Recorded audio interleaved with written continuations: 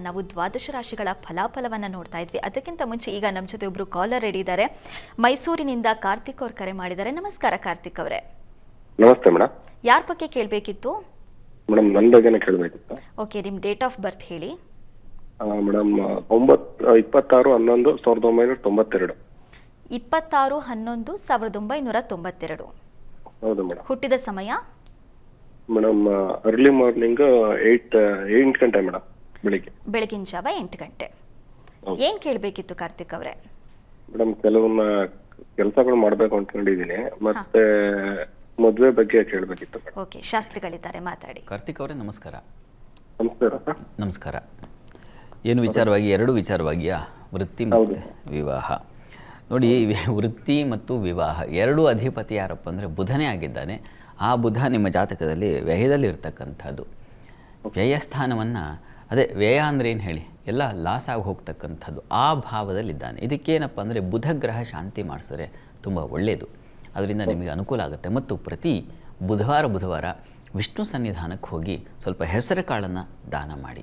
ಅದನ್ನು ಪ್ರತಿ ಬುಧವಾರ ಶ್ರದ್ಧೆಯಿಂದ ನಿರಂತರವಾಗಿ ಮಾಡಿದ್ರೆ ತುಂಬ ಒಳ್ಳೆಯದು. ಯಾಕೆಂದರೆ ಆ ಭಾವಾಧಿಪತಿ ಜನ್ಮತಃ ಅವನು ವ್ಯಯದಲ್ಲಿರೋದ್ರಿಂದಾಗಿ ನೀವು ಪ್ರತಿ ಬುಧವಾರ ಒಂದು ಶ್ರದ್ಧೆಯಿಂದ ವಿಷ್ಣು ಸನ್ನಿಧಾನಕ್ಕೆ, ಹತ್ತಿರದಲ್ಲಿ ಯಾವುದು ಇದೆಯೋ ವಿಷ್ಣು ಸನ್ನಿಧಾನಕ್ಕೆ ನೋಡಿ, ಅಲ್ಲಿ ಹೋಗಿ ಒಂದು ಹೆಸರು ಕಾಳನ್ನು ಸಮರ್ಪಣೆ ಮಾಡಿ ಒಂದು ನಮಸ್ಕಾರ ಹಾಕಿದ್ರೆ ಆ ಮಟ್ಟಿಗೆ ಬುಧನ ಕೃಪೆ ಉಂಟಾಗಿ ಎರಡೂ ಭಾವ ತುಂಬ ಚೆನ್ನಾಗಿ ಅನುಕೂಲ ಉಂಟಾಗುತ್ತೆ. ಭಗವದ್ ಕೃಪೆ ಇದ್ದರೆ ಈ ಗ್ರಹಗಳೆಲ್ಲ ಸಕಲ ಗ್ರಹ ಬಲ ನೀನೆ ಸರಸಿಜಾಕ್ಷ ಅಂತ ಹೇಳ್ತಾರೆ ದಾಸರು. ಹೀಗಾಗಿ ಯಾರು ಸಕಲ ಗ್ರಹ ಬಲ ಯಾರಪ್ಪ ಅಂದರೆ ಆ ಮಹಾವಿಷ್ಣು ಆಗಿದ್ದಾನೆ. ಹೀಗಾಗಿ ಅಲ್ಲಿ ಹೋಗಿ ನೀವು ಈ ಹೆಸರು ಕಾಳ ಸಮರ್ಪಣೆ ಮಾಡಿ, ಖಂಡಿತ ಅನುಕೂಲ ಆಗುತ್ತೆ. ಆತಂಕ ಬೇಡ, ಒಳ್ಳೆಯದಾಗಲಿ. ಧನ್ಯವಾದಗಳು ಕಾರ್ತಿಕ್ ಅವರೇ. ಶಾಸ್ತ್ರಿಗಳೇ, ದ್ವಾದಶ ರಾಶಿಗಳ ಫಲಾಫಲ ನೋಡ್ತಾ ಇದ್ವಿ. ಈಗ ಕರ್ಕಾಟಕ, ಸಿಂಹ, ಕನ್ಯಾ ರಾಶಿವರೆಗಿನ ಫಲಾಫಲ ತಿಳಿಸ್ಕೊಡೋದಾದ್ರೆ ನೋಡೋಣ.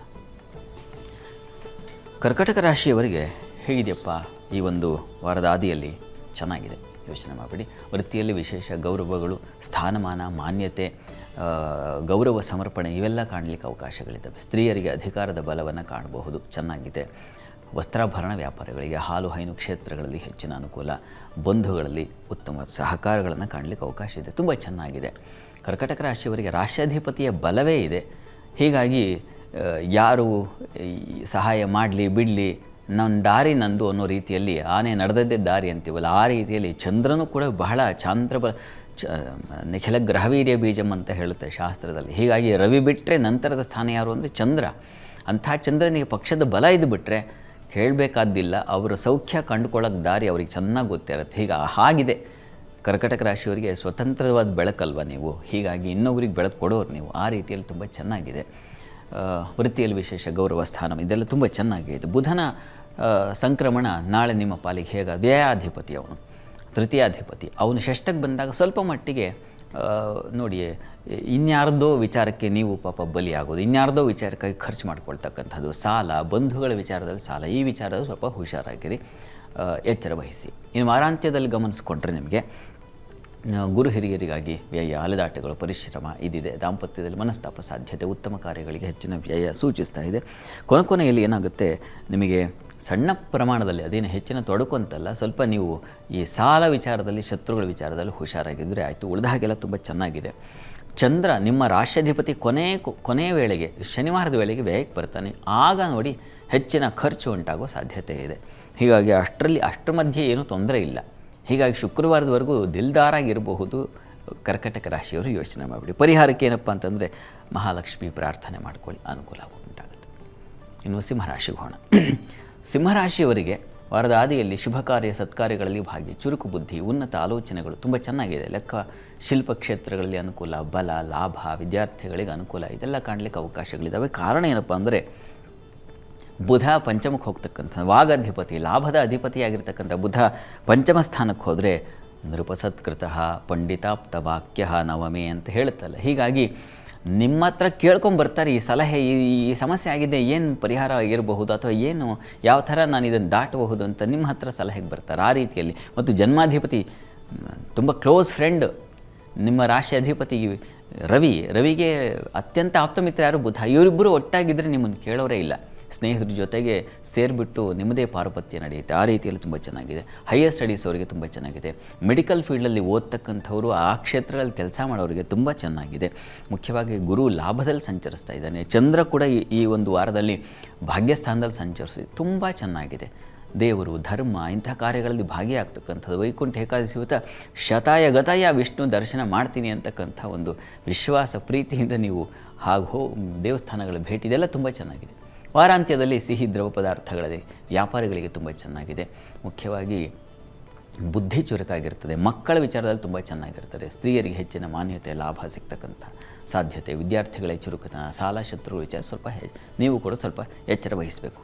ಉಳಿದ ಹಾಗೆ ಈ ವಾರದಲ್ಲಿ ಈ ವರ್ಷದ ಅಂತ್ಯ ಮತ್ತು ಮುಂದಿನ ವರ್ಷದ ಪ್ರಾರಂಭ ಎರಡೂ ಒಂಥರ ಅದೊಂದು ಸಂಧಿ ಕಾಲ. ಈ ಕಾಲ ನಿಮ್ಮ ಪಾಲಿಗೆ ಒಂದು ಸಿಹಿಯಾಗಿರ್ತದೆ. ಅದರಲ್ಲಿ ಏನು ಸಮಸ್ಯೆ ಇಲ್ಲ. ಸಿಂಹರಾಶಿಯವರಿಗೆ ತುಂಬ ಚೆನ್ನಾಗಿದೆ. ಆರಾಧನೆಗೆ ಶಿವ ಸನ್ನಿಧಾನದಲ್ಲಿ ನೀವು ಎಳ್ಳು ದಾನ ಮಾಡ್ತಕ್ಕಂಥ ತುಂಬ ಒಳ್ಳೆಯದು. ಇದರಿಂದ ಹೆಚ್ಚಿನ ಅನುಕೂಲ ಆಗುತ್ತೆ. ಪ್ರಯತ್ನ ಮಾಡಿ. ಇನ್ನು ಕನ್ಯಾ ರಾಶಿಗೆ ಹೋಗೋಣ. ಕನ್ಯಾ ರಾಶಿಯವರಿಗೆ ಬಂಧುಗಳಲ್ಲಿ ವಿಶ್ವಾಸ, ಗೌರವ. ಸ್ತ್ರೀಯರಿಗೆ ವ್ಯಥೆ, ಸ್ವಲ್ಪ ನಷ್ಟ ಕಾಣಿಸ್ತಾ ಇದೆ. ಹುಷಾರು.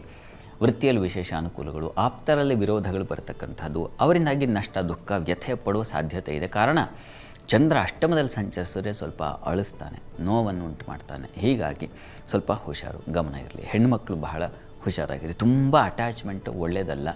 ಅದರ ಕಡೆಗೆ ಎಚ್ಚರ ಇರಬೇಕು. ಅದೊಂದು ಎಚ್ಚರಿಕೆ ಬಿಟ್ಟರೆ ಉಳಿದಾಗೆಲ್ಲ ತುಂಬ ಚೆನ್ನಾಗಿದೆ. ಸ್ನೇಹಿತರು, ಬಂಧುಗಳಿಂದ ಸಹಕಾರ, ಉಪಕಾರ ಚೆನ್ನಾಗಿದೆ. ವಿಹಾರ, ಪ್ರಯಾಣ, ಇನ್ನೆಲ್ಲೋ ಪಿಕ್ನಿಕ್ಕೋ ಮತ್ತೊಂದು ಹೊರಟುಬಿಡ್ತಕ್ಕಂಥದ್ದು, ಈ ರೀತಿಯಲ್ಲೆಲ್ಲ ತುಂಬ ಚೆನ್ನಾಗಿದೆ. ವೃತ್ತಿಯಲ್ಲೂ ತುಂಬ ಚೆನ್ನಾಗಿದೆ. ಹೀಗಾಗಿ ಆತಂಕ ಬೇಡ. ಇನ್ನು ವಾರಾಂತ್ಯದಲ್ಲಿ ಗಮನಿಸ್ಕೊಂಡ್ರೆ ಕನ್ಯಾ ರಾಶಿಯವರಿಗೆ ಚೆನ್ನಾಗಿದೆ. ಅಲ್ಲಿ ಚಂದ್ರ ಭಾಗ್ಯಸ್ಥಾನದಲ್ಲಿ ಸಂಚರಿಸ್ತಕ್ಕಂಥದ್ದು. ನಿಮಗೂ ಕೂಡ ಒಂದು ಗುರುಗಳಲ್ಲಿ ಭಕ್ತಿ ಉಂಟಾಗ್ತಕ್ಕಂಥದ್ದು, ಅಂಥ ಧರ್ಮಶ್ರದ್ಧೆ ಉಂಟಾಗ್ತಕ್ಕಂಥದ್ದು. ಆ ರೀತಿಯಲ್ಲೆಲ್ಲ ಧಾರ್ಮಿಕ ಆಸಕ್ತಿ, ಶುಭ ಫಲ, ಸ್ನೇಹಿತರೊಂದಿಗೆ ವಿಹಾರ, ಪ್ರಯಾಣ, ವೃತ್ತಿಯಲ್ಲಿ ವಿಶೇಷ ಸೌಕರ್ಯ, ಹೋಟೆಲ್ ಉದ್ಯಮದವರಿಗೆ ಹೆಚ್ಚಿನ ಲಾಭ ಸಿಗ್ತಕ್ಕಂಥದ್ದು, ದ್ರವ ಪದಾರ್ಥದ ವ್ಯಾಪಾರಿಗಳಿಗೆ ಹೆಚ್ಚಿನ ಅನುಕೂಲ ಉಂಟಾಗೋದು. ಈ ರೀತಿಯಲ್ಲೆಲ್ಲ ತುಂಬ ಚೆನ್ನಾಗಿದೆ. ನಿಮ್ಮ ಪಾಲಿಗೂ ತುಂಬ ಚೆನ್ನಾಗಿದೆ. ಈ ಒಂದು ವರ್ಷದ ಅಂತ್ಯ ಮತ್ತು ವರ್ಷದ ಆದ ಎರಡೂ ನಿಮ್ಮ ಪಾಲಿಗೂ ಕೂಡ ಒಂದು ಶುಭದಾಯಕವಾಗಿದೆ. ಪ್ರಾರ್ಥನೆಗೆ ದುರ್ಗಾ ಸನ್ನಿಧಾನದಲ್ಲಿ ಕ್ಷೀರ ಸಮರ್ಪಣೆ ಮಾಡಿ.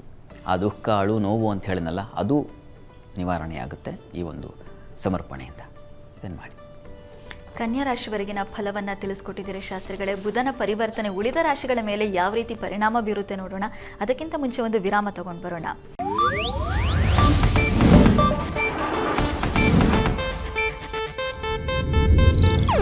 ಇದು ಏಷ್ಯಾನೆಟ್ ನ್ಯೂಸ್ ನೆಟ್ವರ್ಕ್ ಪ್ರಸ್ತುತಿ.